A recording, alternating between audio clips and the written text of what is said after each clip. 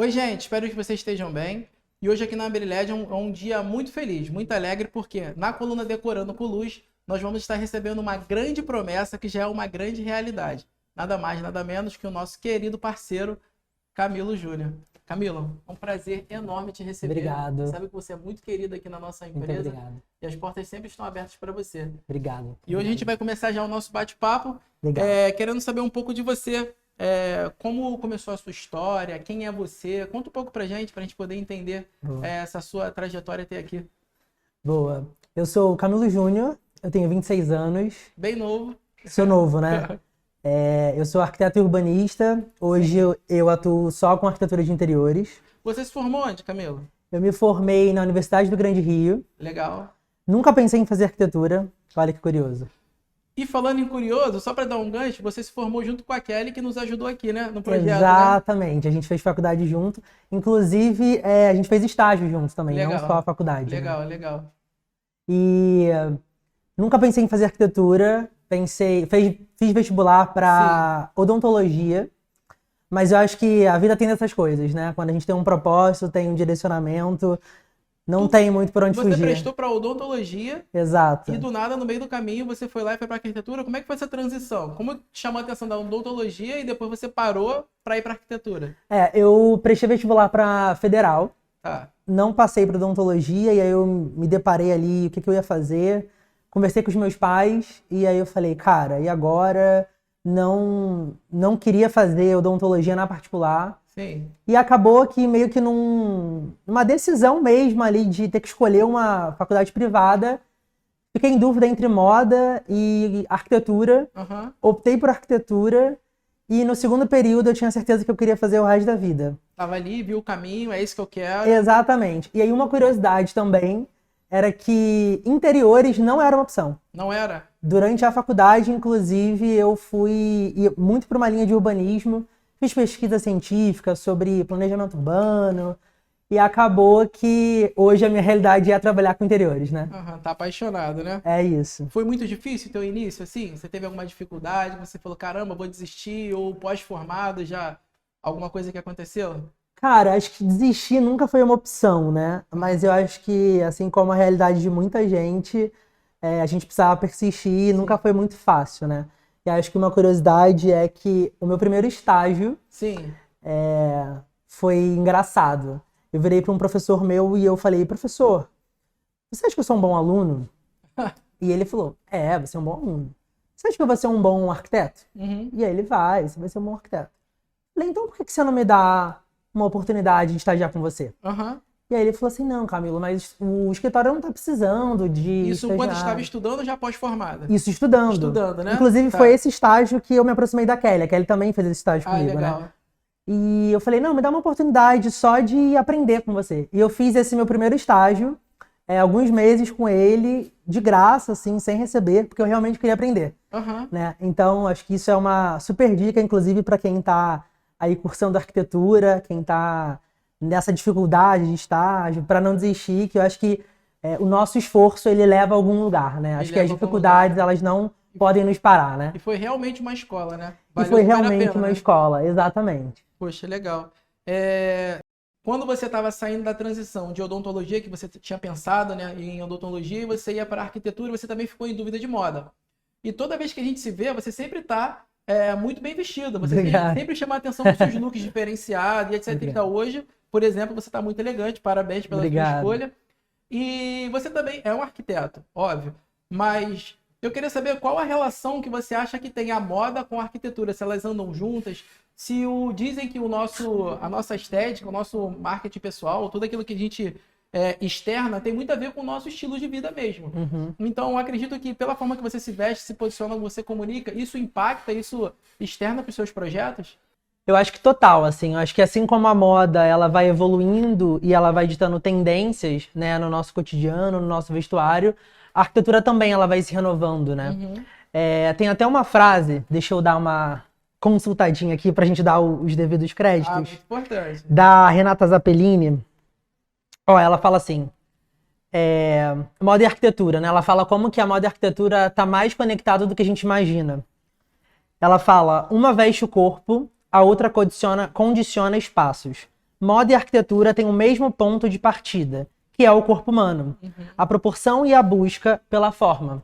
Então, eu acho que é exatamente o que eu falei, a gente precisa estar olhando para isso. Eu acho que mais do que olhar para o que está sendo ditado ali fora, olhar para quem a gente está direcionando isso. Então eu preciso olhar para o meu cliente, óbvio, eu preciso olhar para o mercado, para o que está em alta, mas eu também preciso olhar para o meu cliente e o que arquitetonicamente Deixa ele mais confortável. combina com ele, combina para o que ele quer a nível de concepção do espaço dele, né?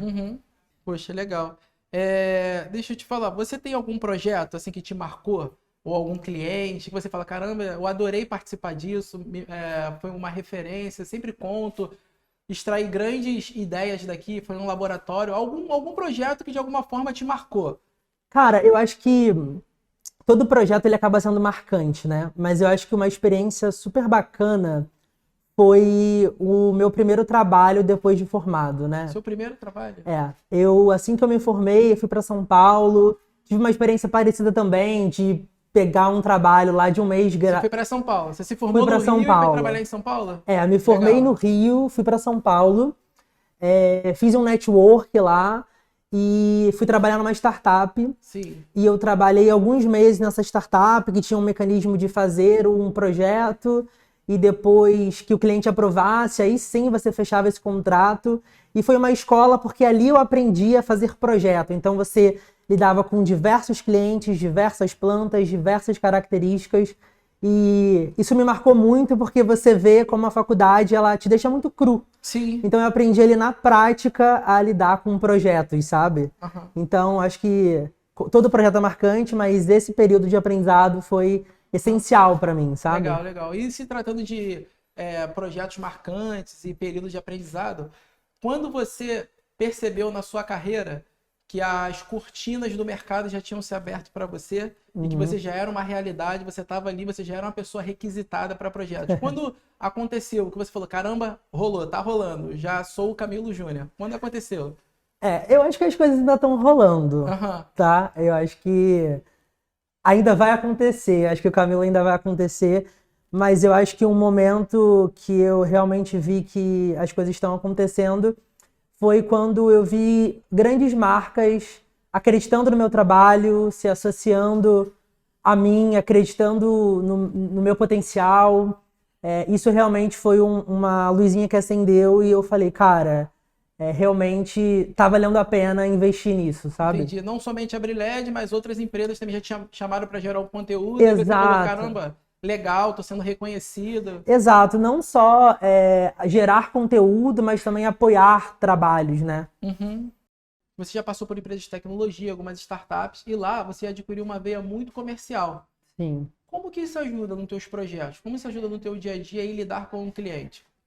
Cara, legal isso. Em paralelo com essa vida de arquiteto, né? Eu passei por startups e startups de arquitetura, desse mercado imobiliário, né? Inclusive, curiosidade, já liderei um time comercial também. Legal, hein? E acho que isso é essencial, né? Eu acho que arquitetos em gerais, autônomos, eles acabam deixando de lado um pouco essa veia comercial. E a gente precisa fazer tudo, né? Nós precisamos ser a área comercial, a área de marketing, a área de growth. E hoje, para mim, isso é essencial porque eu consigo não só gerenciar essa parte de estratégia, de crescimento, mas eu consigo olhar realmente para mim como uma empresa, entender o que eu preciso melhorar, onde eu preciso crescer, quais são as minhas estratégias de venda, quais são as técnicas que eu preciso aplicar, onde eu estou tendo um gap ali como empresa. Pesquisar também a nível de conceitos de marketing, por exemplo. Tem um conceito que eu gosto muito, que é Growth Hacking Mindset, que fala um pouco sobre esse crescimento. Tem um talk também que eu já fiz em algumas lojas aí, em algumas marcas, que falam um pouco sobre isso. Então eu acho que, assim, é imprescindível. Eu acho que arquitetos e acho que até outras empresas precisariam olhar para si Os como... profissionais liberais precisam olhar para a parte comercial, porque Com certeza. para quem vende qualquer tipo de produto ou solução ou ideia, existe essa área comercial que se não tiver, não vai o projeto à frente, né? Exatamente. Eu acho que, acima de qualquer coisa, somos empresas, sabe? Camila, aqui na Briled, eu tenho muita preocupação de falar para os nossos consultores, os nossos gerentes, para que eles possam trabalhar de forma consultiva. E independente se o cliente vai comprar com a gente ou não, para poder orientar quais são os melhores produtos a serem usados para que ele possa ter um resultado final muito próximo daquilo que ele almeja, no ambiente que ele está propondo a decorar. Eu queria saber de você, se você poderia dar uma dica, seja de iluminação ou parte de movelaria, seja lá o que for, para a nossa audiência, e algo que você perceba que seja um erro clássico e que pode melhorar no projeto deles. Alguma coisa que você possa liberar para eles? Tem alguma coisa que você possa falar? Boa. Eu vou dar uma dica que eu acho que é uma dúvida de muita gente aí de casa, que é como compor prateleiras e estantes, né? Sim. Eu acho que uma dica infalível é sempre fazer mini composições. Então, sempre colocar um triozinho de itens ou uma composição de um quadro com um objeto de decoração. E uma coisa super legal que eu gosto de trabalhar, aproveitando que a gente está na Briled, é trabalhar com iluminação na altura dos olhos. Sim. Então, a gente trabalhar com uma luminária, ou a gente trabalhar com uma arandela, e hoje a gente tem várias opções, né? Até aqui na Briled, de arandela que a gente consegue conectar na tomada. É verdade. Então, acho que isso traz uma super ambiência e é super fácil da gente ter opções super versáteis que combinam com qualquer ambiente, né? Verdade, verdade. Devido a tudo que está acontecendo, por toda a experiência que você adquiriu com essa sua trajetória, mesmo curta, mas você já viveu muita coisa, você já gerou características próprias. E dentro das suas características próprias, o que você entende que faz você ser um arquiteto diferenciado de muitos outros? Qual é o seu diferencial? Cara, é legal essa pergunta. Eu gosto muito de brincar com algumas coisas no projeto. Eu acho que você ser um arquiteto hoje... Acho que arquiteto tem bastante, tem muito arquiteto bom, né? Sim. Mas eu acho que se destacar no mercado hoje é o grande desafio. E uma forma que eu tento me destacar hoje nos meus projetos, especificamente interiores, é tentar brincar um pouco com a paginação de revestimentos e também com a iluminação. Coincidentemente, falando aqui num talk com a Briled, né? Então, eu acho que pegar um revestimento e não simplesmente chapar ele numa parede, mas fazer algumas subtrações, brincar com 2 tipos de revestimento, ou numa subtração implementar também uma arandela. Então, acho que essa brincadeira, ela traz não só um movimento para aquele espaço, mas também ele começa a criar uma característica para o seu trabalho. Então, no meu Instagram, por exemplo, vocês acompanhando um pouquinho o meu trabalho, vocês vão conseguir ver muito dessa brincadeira que eu acabo fazendo, tanto no ambiente residencial, quanto no ambiente corporativo, comercial. Eu acho que eu acabo hoje tendo muito essa linguagem de projeto, sabe? Você faz uma mescla, você faz uma brincadeira que leva a resultados super diferenciados, né? Eu acho que hoje acho que é um pouco da característica do meu trabalho, sabe? E falando em características de trabalho, tem um insight aqui para mim, que o próprio Casa Design fala que Camilo Júnior fala que você é uma promessa de inovação. Olha Tô só. lendo aqui. Fala que você é uma promessa de inovação, conceito, tendência e de muita personalidade. Eita! E sei que você não pode falar tudo, mas eu queria que você desse um pequeno spoiler do que você está prometendo lá para essa mostra muito legal que vai acontecer, quais são as suas expectativas. O que você pode falar para a gente do Casa Design? Quanta responsabilidade, né? Numa frase só, mas eu acho que um pouco do conceito que eu já soltei até nas minhas redes sociais, inclusive vão lá no Instagram que vocês vão conseguir ver bastante coisa. Como é que é o seu Instagram? @Camilo Arquiteto. Isso. Lá, no Casa Design, na verdade, o meu projeto, que tem como título Futuro Filosófico, ele nasce de uma reflexão da pandemia, né? Onde a gente acabou tendo que revisitar um pouco a forma de morar, a forma de trabalhar, a forma de viver. Muita gente passou a olhar para o seu próprio interior como pessoa, mas também para o seu habitat, para sua casa. Exatamente. Né? E aí, tangibilizando um pouco disso, a gente acabou tendo que olhar um pouco mais para a saúde física, olhando um pouco mais para a saúde mental, olhando um pouco mais até para a questão da fé. E o meu espaço, ele traz como um percurso de autorreflexão, né, a partir da concepção desses espaços. E a ideia é que seja um espaço artístico, com muita expressão artística, tentando não dar muito spoiler aqui. É verdade. Mas que tenha muita brincadeira também estética. Então, apesar de ser um espaço funcional a nível de moradia, ele tem muita expressão estética também dentro desse conceito, e obviamente quando a gente está falando de futuro e de filosofia, ele tem muita coisa que vai tocar as pessoas e ao mesmo tempo trazer um pouco desse aspecto futurista. Quer trabalhar um pouco também muita sensibilidade com as pessoas, né? Exatamente. Porque até nesse, como você falou, de pós-pandemia, as pessoas acabam ficando um pouco mais sensíveis também, percebendo muitas outras coisas que não percebiam, e esse projeto seu vai tocar muito no interior das pessoas, né? Exatamente. Essa é a espera, né? Exatamente. Acho que tá bom de spoiler, né? Tá, acho que tá bom de spoiler, não pode falar muito.